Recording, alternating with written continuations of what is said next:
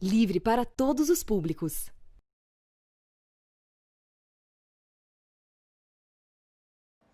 Olá!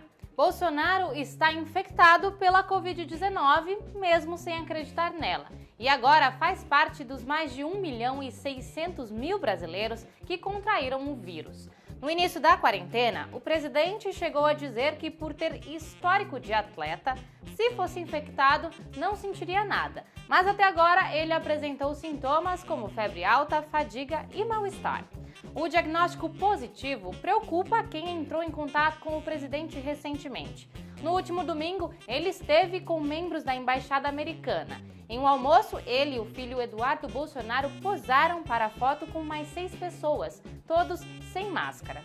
A negação da letalidade do vírus contribui para o alastramento da doença, que até agora matou mais de 66.000 pessoas no Brasil. E a incapacidade do governo em tomar medidas macroeconômicas tem agravado a crise generalizada. A Central do Brasil traz esse e outros assuntos agora.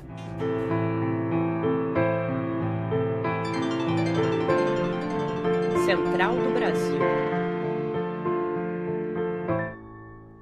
O mau exemplo de Bolsonaro e a minimização da gravidade da pandemia podem influenciar a opinião pública a defender a volta à normalidade de serviços e atividades não essenciais. Um exemplo é o debate sobre o retorno dos jogos de futebol. O que já é realidade no Rio de Janeiro pode ser implementado em outros estados, mesmo com os altos níveis de contaminação por Covid-19 e baixo número de leitos disponíveis. Afonso Bezerra traz mais informações. No mês de junho, o Brasil ultrapassou a marca dos 60.000 mortos por causa do coronavírus. Essa quantidade de gente poderia lotar, por exemplo, a Arena Castelão, principal estádio de futebol de Fortaleza. E é do Ceará que vem a movimentação dos clubes para retomar as atividades esportivas. No último domingo, 3 clubes do estado, Ceará, Fortaleza e o Ferroviário, publicaram uma carta defendendo a retomada dos jogos e sugerindo que o Ceará fosse sede única das últimas partidas da Copa do Nordeste. O documento alega vantagens econômicas da iniciativa e prevê protocolo rígido de saúde. Acontece que quem ocupa as arquibancadas, como o pesquisador e torcedor do Fortaleza, Raoni Marques, não se sente nada à vontade com a iniciativa e opina sobre o que está em jogo com esta pressão dos dirigentes pela volta do futebol durante a pandemia. O futebol, ele move muito dinheiro, né? E a necessidade dos clubes de manter suas folhas de pagamento, que são muito altas, faz com que eles priorizem esses pagamentos, receber o dinheiro e tal, do que prezar pela vida dos seus torcedores, dos seus jogadores, da sua equipe técnica. Uma visão similar à de Foca, conselheiro da torcida Guerreiros do Almirante do Vasco. É esse processo de elitização do futebol, onde você tira cada vez mais o povão da arquibancada, né? São ingressos caros, cadeiras numeradas, são diversos fins de setores populares em todos os estádios. Se você for para avaliar os grandes estádios, não tem mais setor popular. E quando você vê numa pandemia, você vê que realmente é esse processo de termínio continua, não importa. Vamos fazer o futebol acontecer, não importa se o povo vai se aglomerar para assistir um jogo, vai fazer um churrasco, não importa. O Rio de Janeiro foi o primeiro estado a retomar as partidas e a realizá-las com portões fechados, em meio a uma grande divergência entre clubes e a federação. O historiador Diogo Xavier explica que a essência desta retomada está no poder de quem financia os eventos. A grana que vai entrar, mesmo sem público no estádio, porque entendemos que o mínimo do mínimo é não ter gente no estádio, vem da televisão. Então, agora que nós estamos chegando nas fases decisivas, o que esses dirigentes querem, sobretudo, é que esses jogos passem na TV e eles recebam a grana, que muitos já receberam, é bom lembrar, né? Muitos dos clubes já receberam um adiantamento das cotas da televisão.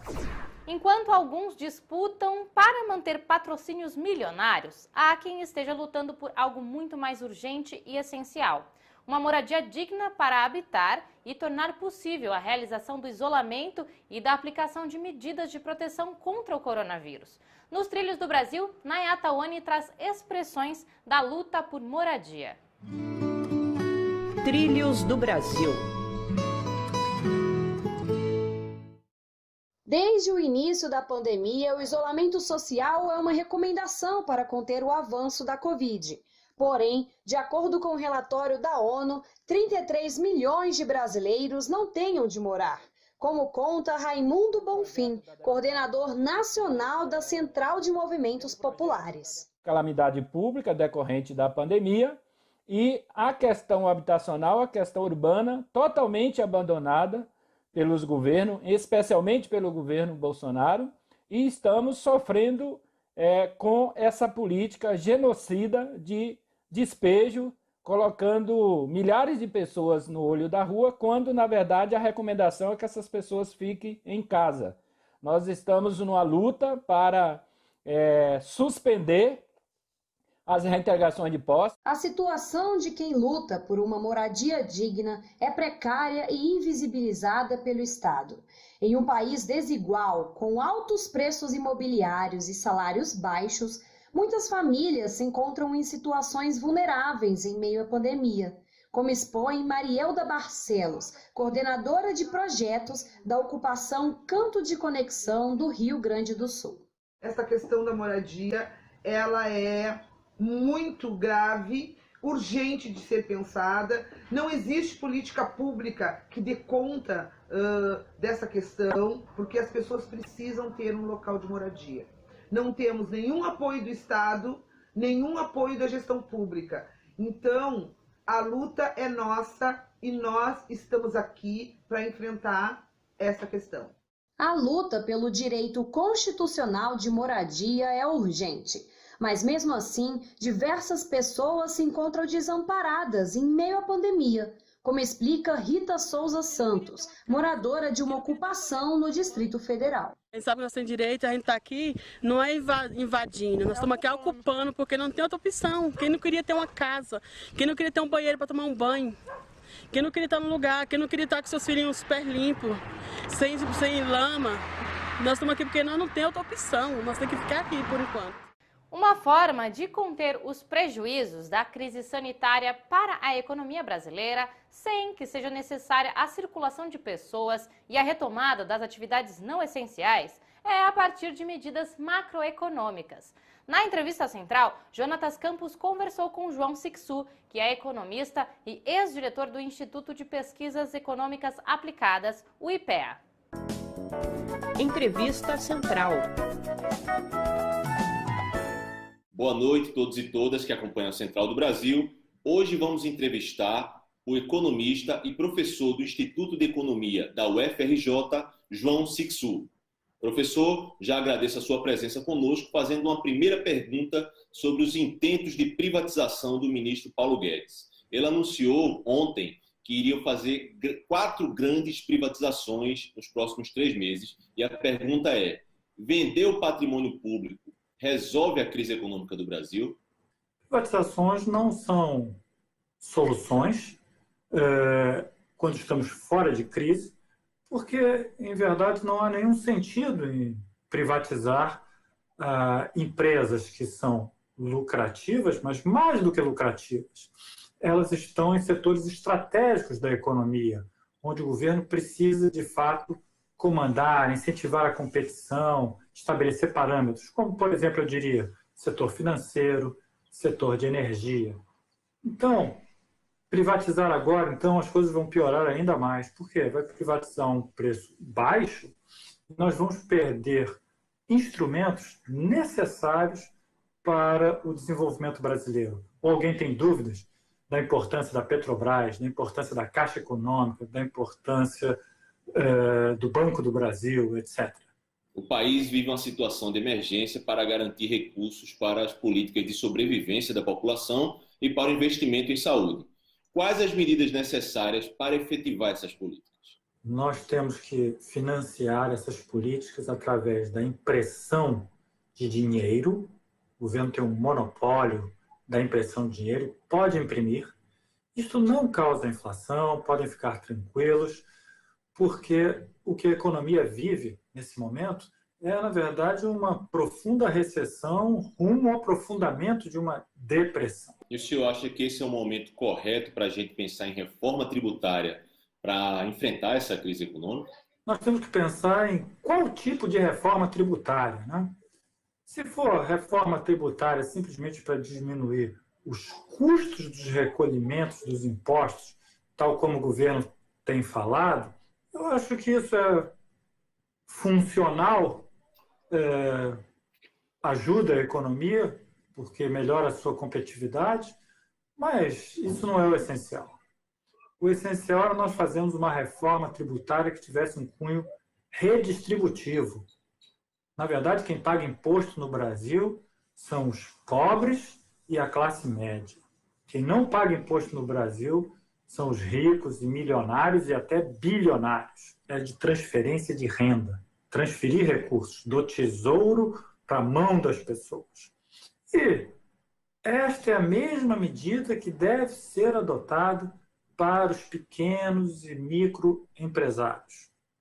Empresários dessa magnitude, dessa natureza, na verdade, não têm como sobreviver com medidas como, por exemplo, acesso ao crédito. Um pequeno empresário não vai se endividar para pagar salário para os seus trabalhadores. Ele simplesmente vai demitir os seus trabalhadores e vai fechar o seu negócio. Mas nós queremos que esses negócios permaneçam na economia. Então, nós não temos que ter este preconceito que seria o seguinte: olha, para empresário nós não transferimos recursos. Não, nós transferimos recursos sim. A previsão é de aumento da dívida pública e déficit primário. Por outro lado, o teto de gastos impõe limites para ampliação de investimentos públicos. É possível retomar a atividade econômica dentro desse modelo ultraliberal? O teto de gastos, na verdade, se ele for rompido, ele pode acabar com esse desperdício, porque, para mim, o maior desperdício que o Brasil faz no momento não é de recursos, é de deixar os seus trabalhadores desempregados, a energia de trabalho que não está sendo utilizada, são as máquinas que estão paradas, que não estão sendo utilizadas, são os projetos de investimento que estão na gaveta, que não vão para a rua.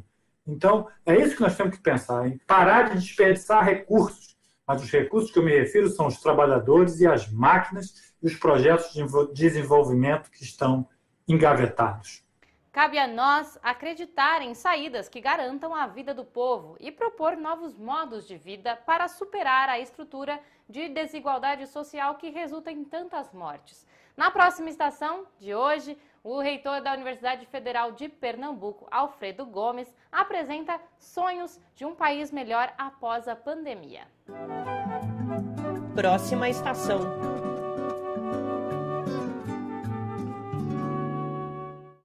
Em primeiro lugar, num contexto de pós-pandemia, de um mundo de pós-pandemia, nós entendemos a absoluta necessidade de um sistema único de saúde, fortalecido,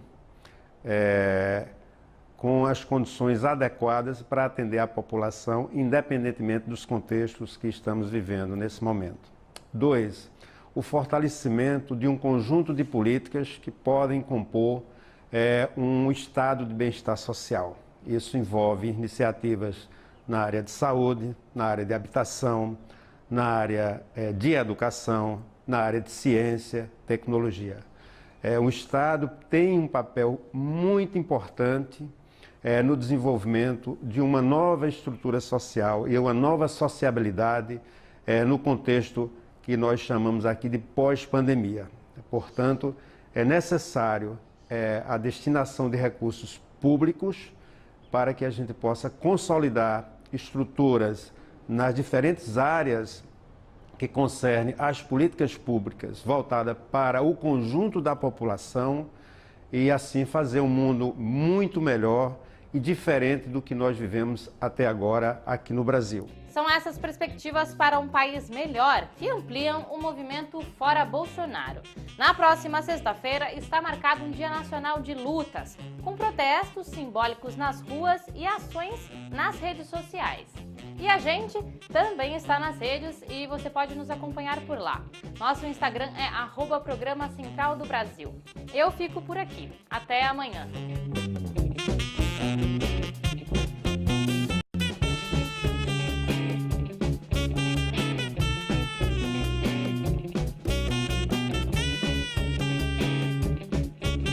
Central do Brasil, a rede de comunicação dos movimentos populares.